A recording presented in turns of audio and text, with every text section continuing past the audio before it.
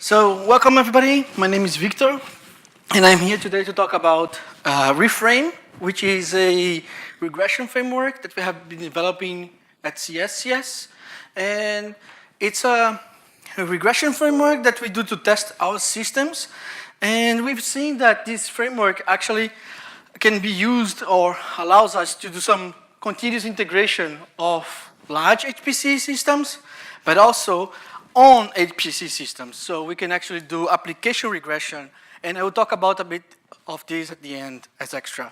So before we actually talk about the continuous integration of the large HPCs, I need to give you a bit introduction of what is ReFrame, right? So ReFrame in a nutshell.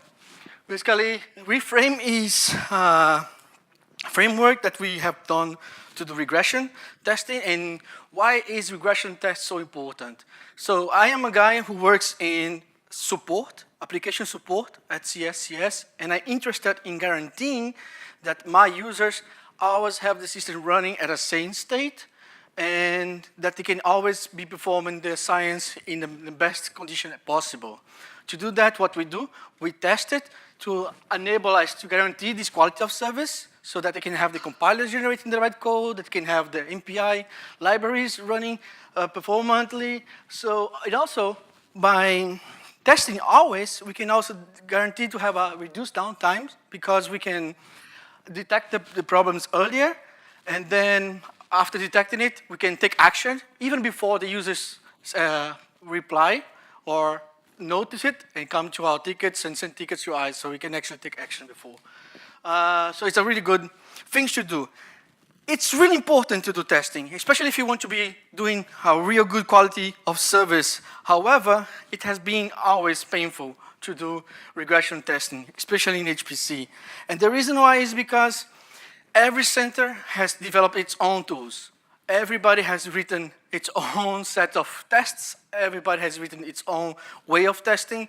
So there is not so much sharing between each HPC center. That's what we want to fix. We want actually to help everybody to contribute in a single framework, in a single way, so that we can share and improve the quality of HPC across boundaries. Another thing it's people don't share so much is because the way traditionally or historically a regression test we performed was doing these big sets of bash scripting or bash scripts that basically become highly convoluted and really difficult to manage. And when you share it, it has so many instructions specific to a cluster that makes portability between one HPC center to another really difficult. And also, sometimes even porting from one cluster inside your HPC center to another one, it's really difficult. So we want to fix these really important problems. The second thing we want to solve, the third thing we want to solve is basically decrease the maintenance overhead, right? So HPC centers are paying my salary, and if I spend less time doing that, I can basically focus on other things and decrease the costs, right? So far, so good. So what is ReFrame? ReFrame is this framework that wants to be portable, right? We want to get all HPC centers in every cluster. For that, we have written in Python. So it's the training language nowadays, so everybody can somehow program or have heard about Python, so everybody can relate.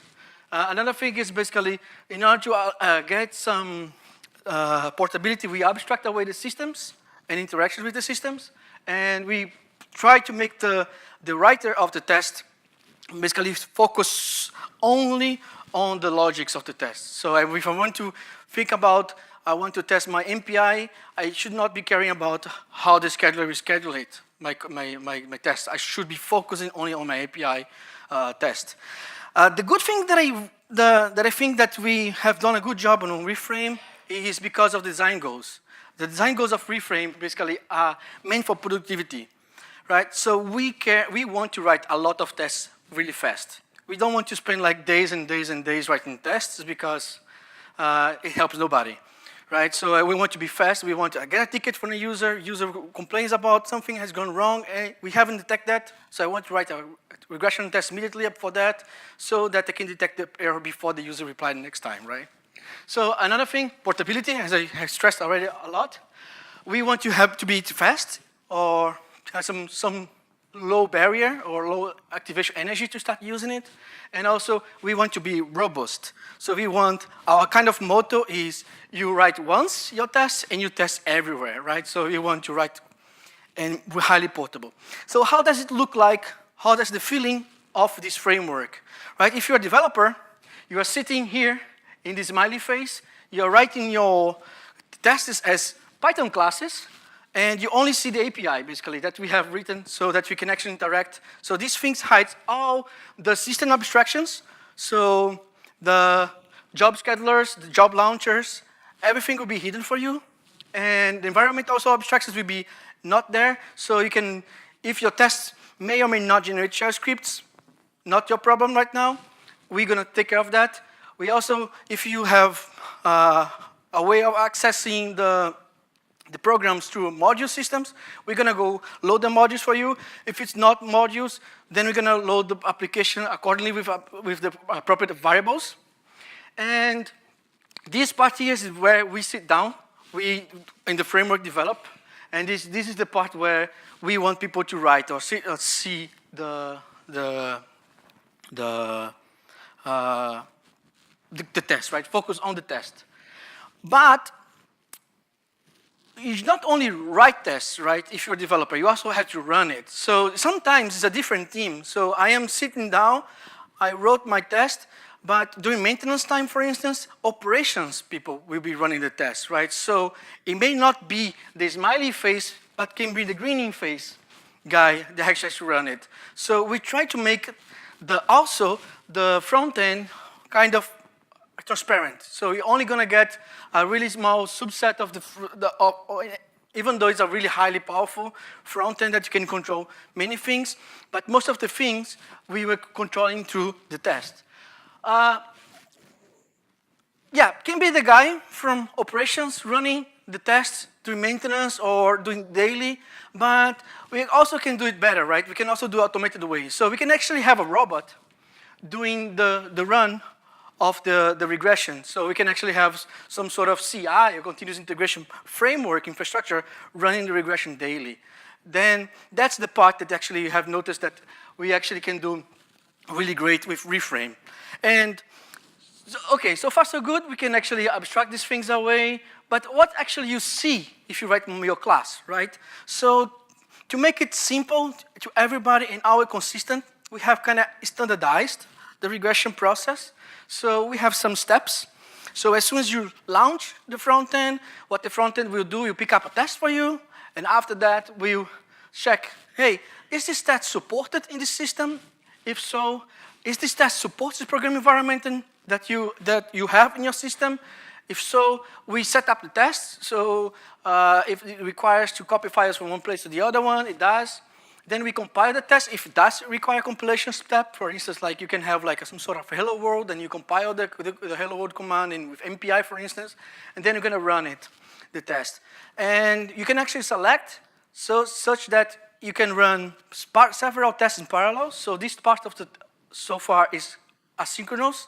So you can actually choose to run several tests at the same time, because at the end of the day, it's an HPC center that we are aiming for. So they must have, or it does have in general, a scheduler in 99.99% of the cases. So in this case, the scheduler will take over the actual execution of the step. We're going to submit the job. And then we check the sanity and the performance.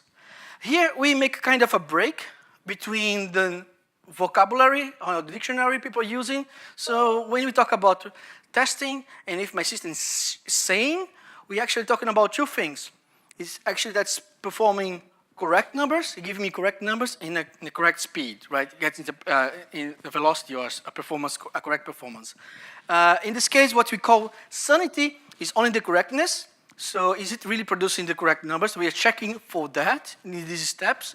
And this step check for performance, we actually see did it run fast enough, or what was the time taken, or how many gigaflops, for instance, it was needed or was actually done in the test. And after that, we clean up, and then we continue for the next steps, right? So in this part of the abstractions, what are we currently supporting? So some of the features that we have is we have Slurm, so you can run your test running. You can set up and we support completely Slurm out of the box, and we can also run without Slurm in simple scripts. Why we have done that so far is because you actually can run your laptop, right? So you can write the test on your laptop and run on pertain or run an HPC center. Right? So we support different module systems like tmod, lmod, no modules. You don't need to have modules installed on your laptop to have ReFrame running.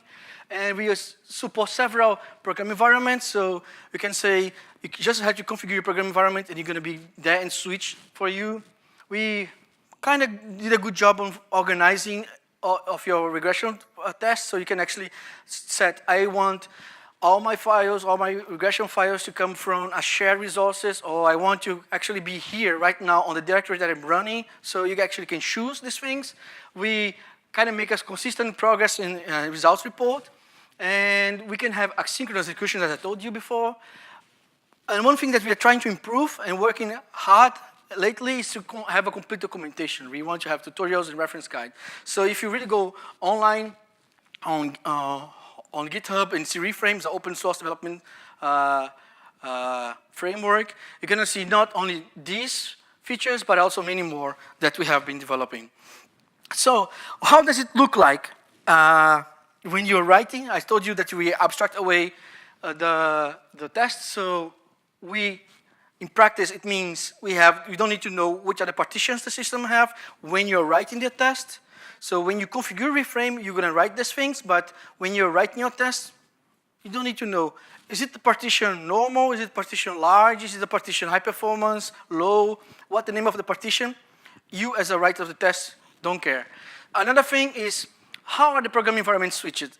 I underline my cluster, I'm using lmod, tmod, no modules. No, don't care about it. Don't write it. We don't want you to do any module command inside our tests, right? We're going to do it for you. We're going to set up environments. If it's a bash, if it's a C shell, everything, we're going to do it for you. And also, we only want you to basically give us the sanity and performance numbers that you're looking for and the patterns you're looking for. How are we going to capture these patterns? Don't worry, we're going to do it for you. So we really want to make the user story simple. We really want the user to only focus on the things that really matter. So yeah, fine, right? I'm talking about these topics. So there must be some black magic, or this thing must be really complex just to develop. So if I'm going to give you an example right now of a simple matrix multiplication in CUDA test. So as I told you, it's a Python class. You just initialize it. So this is construction Python. And what we say, we have like a descriptor that gives you the test name. And we say which system should be running. In our case, we have pertain running on the GPU partition. And we say, you know what? These tests can run on the GNU, Cray, and PGI compilers. And I'm saying the source path or the file that we are going to compile and run is this guy here. Notice that I haven't said what is the compiler. I just said program environment, right? ReFrame looks at the extension, sees that's a CUDA file, and we will properly call NVCC if it's necessary, right? Depending on the program environment. We can also give executable options. We can get the modules required. And suppose that on I have several systems here, and one system, the module is called CUDA toolkit, and the other one is called CUDA kit, right? We can actually have a mapping in ReFrame. We do have the mapping in ReFrame that we can actually take this CUDA toolkit in your test and represent as a CUDA toolkit in one system and CUDA kit on the other system. So it's completely transparent, highly portable for you. So you can actually say, I want GPUs. So the number of GPUs you want is a simple test, a single GPU. So you're going to do a one GPU, for instance, but you can actually 2, 3, 4, 5, the amount of GPUs you need. And we're going to get the sanity patterns. So in this case, we are looking for, at the end of the output of the program, the output that the program generated, this line here. So the number has to be the same every system, right? I don't want to generate different matrix multiplication numbers or normalization in this case. And we define a pattern.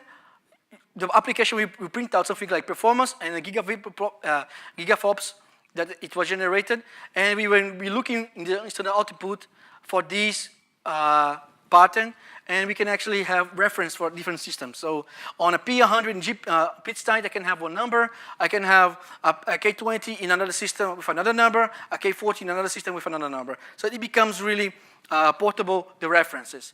And how we do the references, we have like a reference value and a percentage of decreasing, or like 10% less or 10% more, right? Because we're talking about production systems. So the performance can fluctuate a bit. So we are also taking into account these things. We also have we can also write the references for also the sanity. So if I have a slightly different numbers for my GPU or for my CPU, that's acceptable. So then you can also have these representations on the sanities, right? So this is how you write and how you run. I told you we want to be like pretty simple. So we have a subset of flags that allows you to control. One is you can run sequentially the tests by only setting the minus that to run. If you want asynchronously, you add the execution policy to be asynchronous, and you can choose the different places where you have your tests, right? One thing that I like the most is that we have this performance logging. So this is where we shine, I would say, at ReFrame, because we keep track of every single time, or you can keep track of every single time you run a given test and get the performance of that test. So this allows us to do historical data and do checks.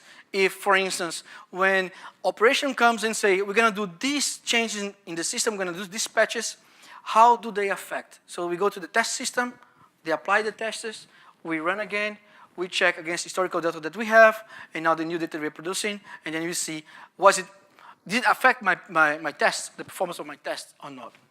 So these are things that I like the most.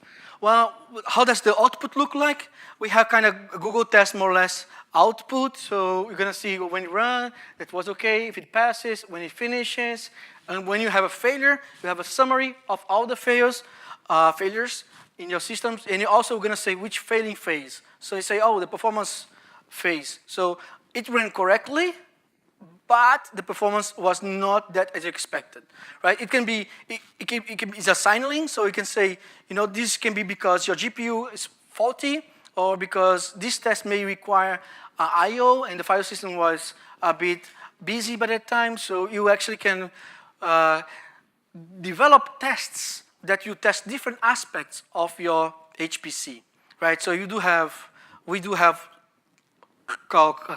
clusters or groups of tests that test different components of HPC. So this is ReFrame, more or less in a nutshell, and let's talk about how we use it to do CI of HPC systems and on HPC systems, right? So when we are developing HPC or application, what we do in general, if you're doing test-driven development, what you do first, you write your unit test. So you make it fail, you guarantee that the unit tests are written correctly with the requirements you want.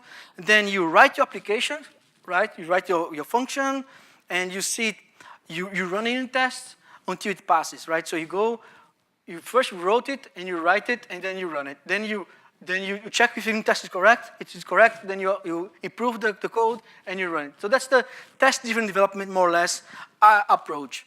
What we are proposing is that this is sometimes not enough, right? Because in that HPC, we also care about the full application performance, right? So unit tests alone cannot give you how the different components of your big application or scientific applications will perform or will interact together. Sometimes we have seen this in some applications. The people doing refactor, they do have unit tests for the specific functions, but they do forget one flag. And how does this flag propagate from the front end into the back end is not an easy unit test to write, because it depends on how you actually implement the code. And this is the things that actually change the most. So doing a full application test allows you to capture these problems, allows you to capture the effect of, now if I have this option, let's say I'm a molecular dynamics guy. I'm a chemist, so my background is molecular dynamics, and I'm going to give an example of molecular dynamics. But what happened is that in one code, what we saw, the guy implemented, there was this pair listing implementation, and then he wanted to have another pair list implementation. So he just did if, I'm going to go there, and if the user chooses it, else I'm going to go to the one that I have chosen, right? So the one that I have written. So, and he did it inside the MD loop. So how does it affect? You have no clue. You just have unit tests to check if your pair list is correct. That's it. You didn't test. There's no unit test to actually check the performance on a real HPC system with a unit test to run what is the effect of take one path or the other path, right? So our proposal is run this with ReFrame, right? Drive your development of unit tests and also full application regression with ReFrame.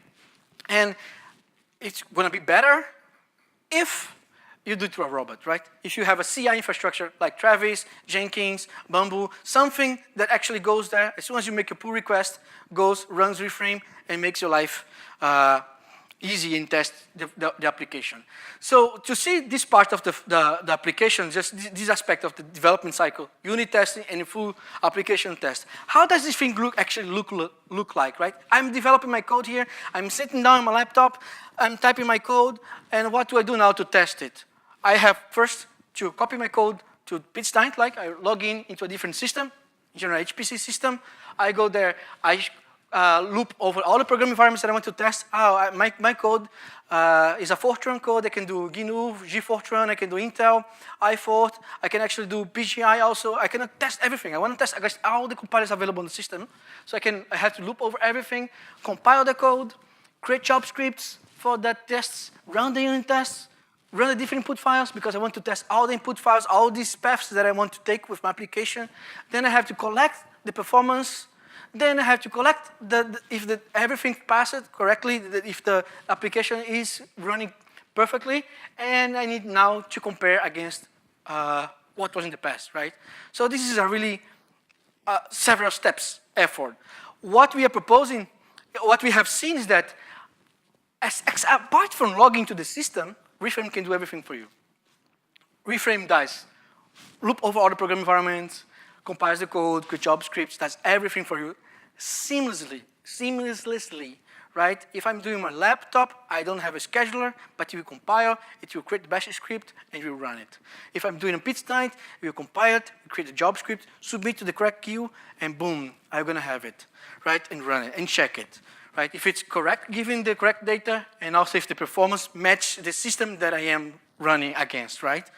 I'm highlighting a bit this part here is because we have also support to sending the data to Elasticsearch, to a Graylog server. So you actually can get your data into a Graylog, a logger, right? And then make graphs out of it from time to time to see what's happening. So you can actually have in your environment some sort of plugin to see the performance of application along the commits, which is really nice. And so this is ReFrame, but how do we solve this part of logging to the systems? Get a CI infrastructure, right? Get Jenkins installed in your HPC center, get ReFrame running inside Jenkins, and then Jenkins will, or I don't know, any other GitLab service or anything, and then run the rest with ReFrame and have a good testing time. So as a programmer, fine, I'm buying what you're saying, now I want to start. What are the steps that I really need to test my application? I am a developer of application A, and what do I need to do to test it? So only 3 steps, really simple 3 steps. The first thing is that you have to select which system you're running. Right? So I'm running my laptop, so I have to configure ReFrame to run my laptop. I'm running on PROMD, I have to configure ReFrame to run on PROMD. I'm running on cluster B, I have to configure that ReFrame to run it. And we made it such a way that this configuration is a single file.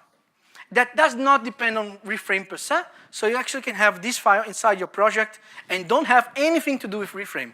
I mean, you don't need to download ReFrame inside your project to run it. You just have to get these new configuration file and just call it when you need it to run it, right? To run on the given system. So you just write the system configuration that you want to run, then you write your test because you actually have to write a test, right? Or tests. in plural would be better, because then you can test many times or in many different aspects of your application, and then run.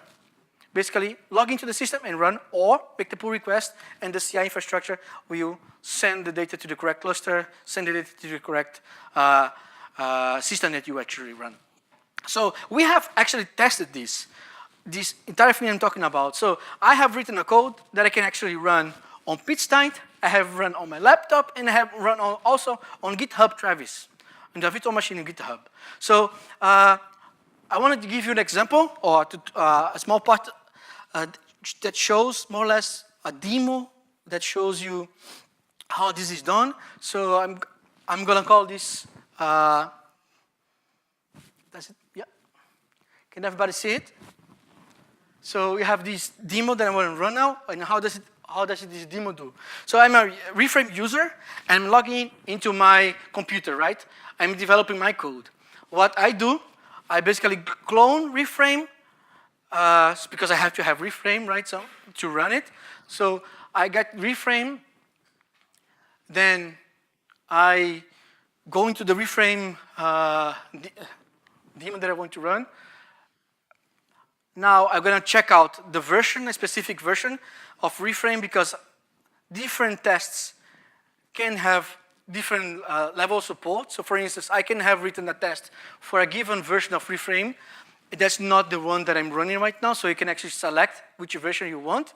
And the case that I'm doing here is I am doing, pausing here, ReFrame, selecting my test, which is called PROMD.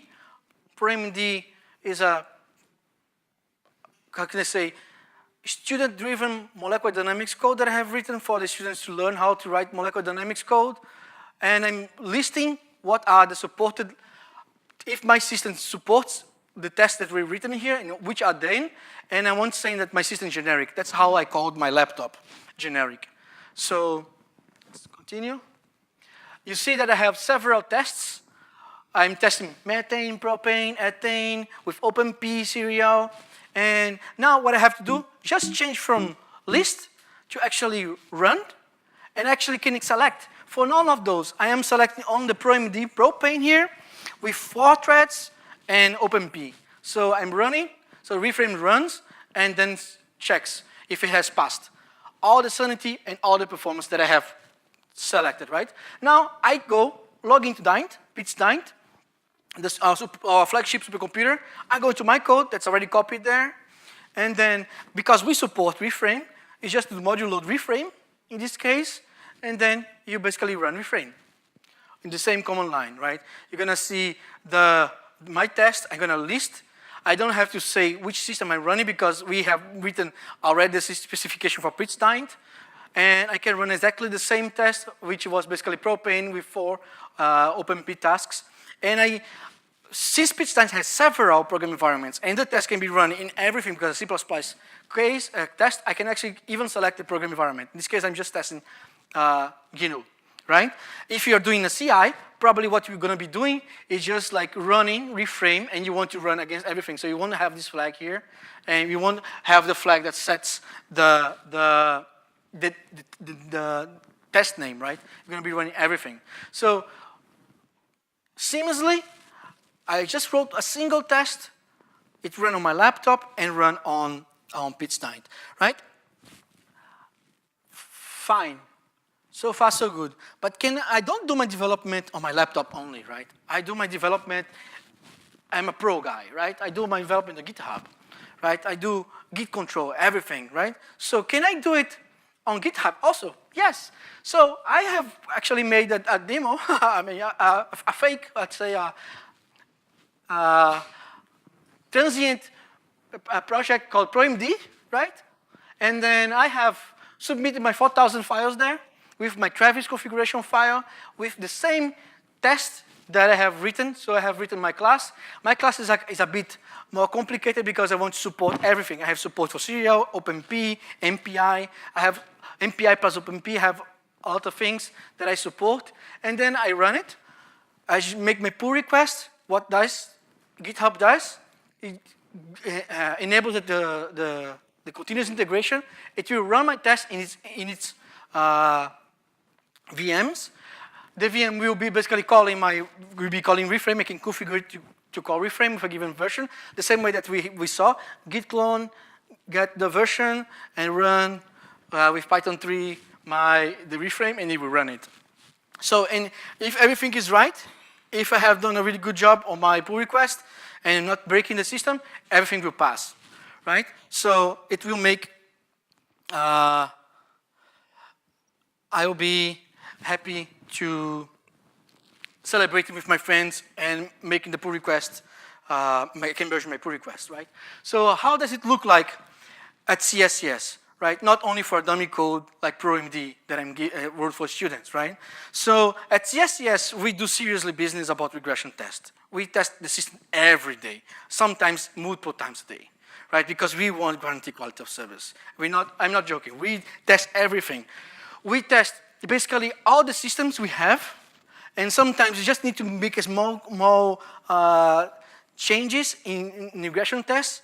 And this is because we have completely different systems. Like if I have a Cray, when I combine with Cray, I don't have to set the flags to actually write the native instructions for my architecture. But I have a random GCC in a random Linux box.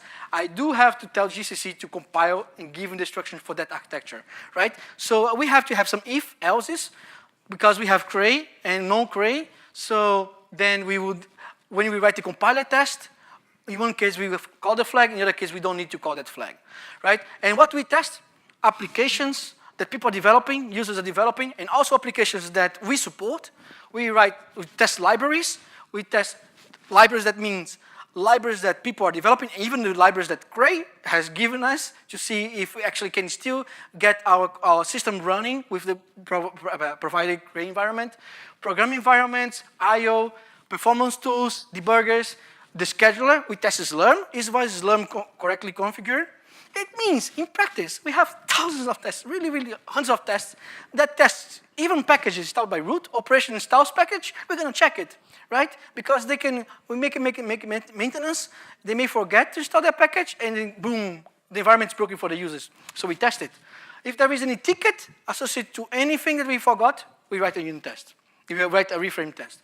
So from package from the root to the compiler, is the compiler generating the correct code for that infrastructure, to the support applications. We test everything.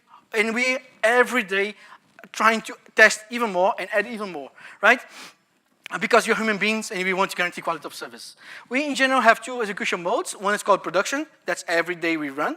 We run production tests every day on the system. And you have maintenance. So before maintenance happens at CSCS, we run a maintenance test suite to get if it's green, if it's working before the maintenance. Then we go in maintenance. Before we bring back the system to the users, we run maintenance again to see if the system is still green, right? If it's still passing. So I'm going to give you some data. Unfortunately, I didn't have the time to get authorization to show the real numbers. So we had one case where operation came and said, we will apply this patch into the system. Can you please check? And we think the patch is going to be better. So we apply the patch to the test system, and then we run ReFrame. And the system was not so, we had some glitches in our performance. We went to the first floor because I'm on the second floor, and the first floor of the operation is, we talked to the guys, and a guy said, okay, let me see it. Then he changed one flag, boom, the system was running faster. So, and we could see it. We could see that before the application was running at this step, the change they were thinking that would improve the system actually improved the system, and now when we went for the real maintenance and brought it to production, we start to see application running faster. But we didn't stop testing, right? We test every day. So the graph that I'm showing you is the same graph that we did on the test system and also on the production system, right? So this is a production. So we tested production before, and we are testing production after, right? This is for optimizing. So you could catch one system flag that could be better improved and get a better performance of applications as operation was thinking it would, as it did, right? But you can also see applications. So we had that maintenance, exactly the same maintenance, and we have another code, and nothing changed, just a slightly changed. This thing is scaled up. So we could actually see. But you see, there's a small improvement on this application. So can we do better? the guy responsible for this application, to support this application, saw there was a bug in the application, and then contacted the developers, and then they started to look at that, and then the developers saw that there was a change, that they could do a small optimization, so they fixed the bug in a small optimization, boom, we had a faster code. And we're still seeing it, right? So we could give the feedback to the people because we're doing tests. We are doing regression tests. So we can actually help drive the optimization of applications and also the HPC, right? So this is CI off HPC systems. This is CI on HPC systems, right? So, fine, I told you that ReFrame is awesome. We can do testing, and we should always use ReFrame. Why are we doing ReFrame now? Why we moved from these batch systems that we had before into ReFrame? I want to give you some numbers about that. All right, so if we buy into a bash monolithic approach where we have all the tests into a different batch and everybody manages its own bash system, we wrote this amount of line of code, 14,000 more or less lines of code. And this was not really thousands of tests, it was a subset of tests. We have more tests today. And with the same amount of tests, we actually just need to write 3,000 lines in Python for the ReFrame, right? The average lines of code for a test on bash was basically 108 lines. Because you actually have to do the for loop for yourself, for the program environments. You have to create a job script yourself. You have to submit the job yourself. You have to check the job yourself. There's a lot of things you have to do. On ReFrame, because you only care about the logics, the number of lines of code basically decreased by half. And in majority of the cases, we're actually testing more than we were testing before. Because to test more, it was really more painful. So we are, this, of course, by doing ReFrame, we doing a Python class, which implies that we have to have some Python things inside. There's some boilerplate from Python. But if you ignore the boilerplate from Python, we get less lines of code, actually, of real logic, right? So we are really happy with what the productivity that it brings for us, ReFrame, because not only decrease the number of lines of code, it means that we need less people to write code, less people writing the test all the time, but also it is a highly performant framework. Just to give you some ideas now, what are our goals, or what's the future of ReFrame for us, right? So the way we see ReFrame, we want it to be open development. We want it to get contribution to everybody. We want to help you do your regression test, and if it doesn't work for you, send back issues for us. We're going to try to fix it, and if you want to contribute back, writing your own patches, be welcome. We are on a GitHub. Please use it, test it, see it, and we really highly appreciate your feedback so that we can improve. We are a team that actively develop ReFrame. So we are a bunch of people at CSCS every day sitting, doing agile development, standing up, talking about the problems, talking about the things we're going to implement, going back to work next day, sit again, talk about what we did, what's the problems, what we're going to do every single day of the week, of course. We try to actively develop. We have a release cycle in general between 2 or 3 weeks, so every 2 or 3 weeks. If you haven't seen a new testing coming out, it's because we're trying to fix some bugs that we find.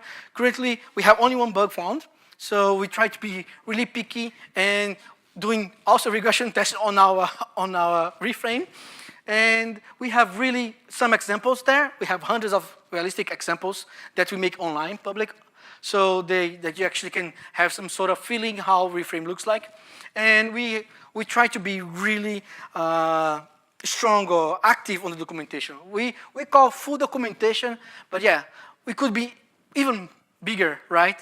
More tutorials and everything, but we are really happy with the documentation we have. And if you have any problem with documentation, also contact us, right? We're going to be really happy to write more documentation but we need to know which things are actually not so clear, right? Which things we can actually improve. So with that, I just want to give you a kind of summary, a take-home message. What is ReFrame? Is this framework that we have written that tries to help you focus on the logic of testing, right? To help you develop tests faster, because testing is really important. Tests increase quality of service. Testing decrease downtime, right? Decreases costs, right? And also, it lets you write portable code, right? So you just have to write in general once, run everywhere in your laptop, in your HPC systems, right? On VMs, on the cloud, everywhere. And the good thing about ReFrame is that it uses all the power of the new modern programming language, right? Object-oriented, so you can have factories of tests. So I have a base class, and I have another class that inherits that and generates thousands and thousands and thousands of tests based on this base one. So you can have everything that you want from modern programming language. Of course, with power comes responsibility, right? So you have to be careful on how much effort you put on developing these amazing object-oriented features, because then you can shoot yourself in the foot, right? So be careful. Make a trade, cost-effective trade between doing really testing, writing, and being productive, right? So with that, I want to thank you, Gal, and please access ReFrame and open to questions if you have any questions about ReFrame. Or testing in general, regression testing in general.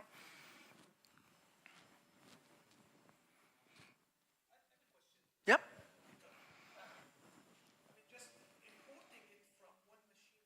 Yep.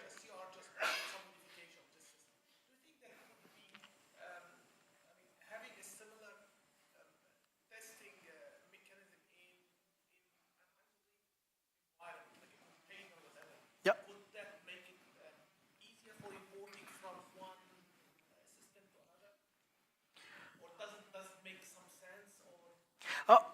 We are currently, right now, planning on how to support containers inside ReFrame. So actually, the rotation of the program environment could be also coming from a container. So we are currently working on how to integrate containers inside. Yes, it makes sense to have containers because actually we have containers on HPC systems, but what we also want to test is the program environment provided by the team like me, right, that I'm part of, right, support application support, right. We want to test also the things that they do. And also test things from operation, right. We also check, hey, is there any video library on this system? If it has GPU, is it accessible? Can the user see it? All that kind of stuff. We test everything. So on this aspect, containers don't fit. But in the case of I have my biological system and my application, and it's compiled in a container. Can I run this from a container? Yes, makes a lot of sense.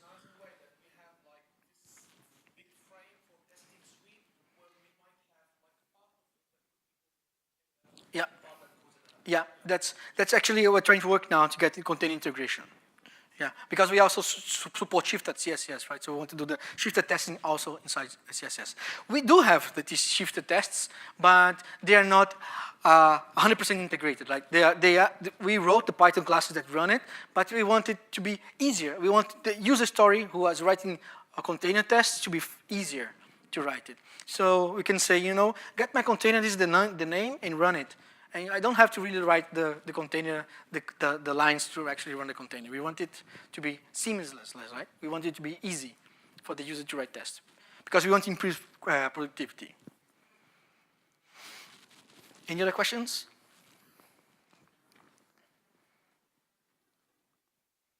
Okay, so thank you very much. Yeah.